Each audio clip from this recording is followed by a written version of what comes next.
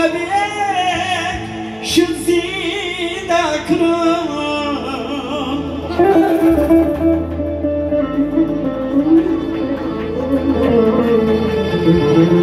رسیده آنچی آوازش فقط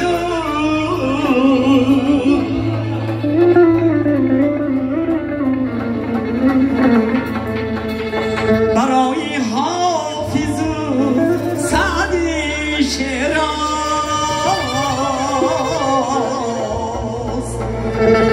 نموده تاجی کام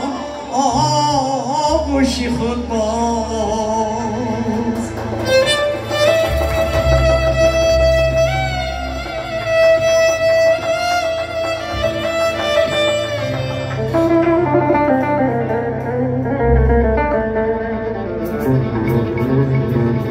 صدا آید هنوز از آب جیهون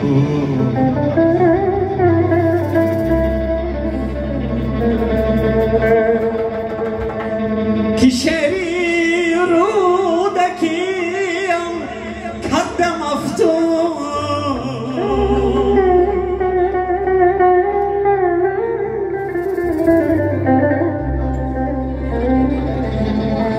ابو سینا ندانست جز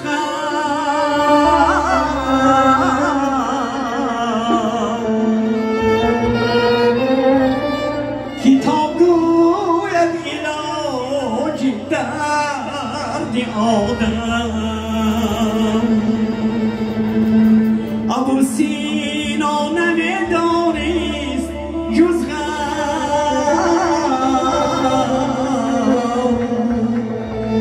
کتاب گوید علاج درد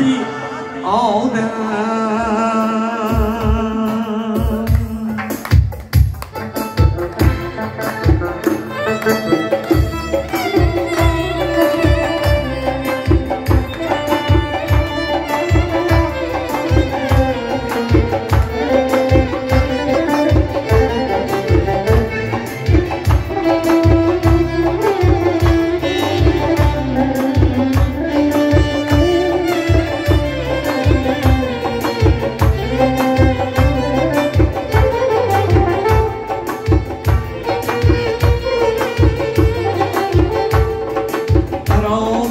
رودکی شد رو بنواخت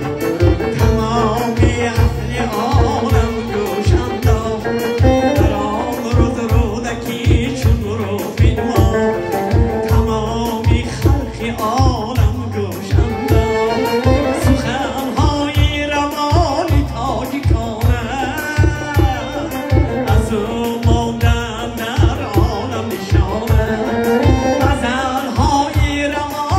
جاویدانه از او ماندن در عالم نشانه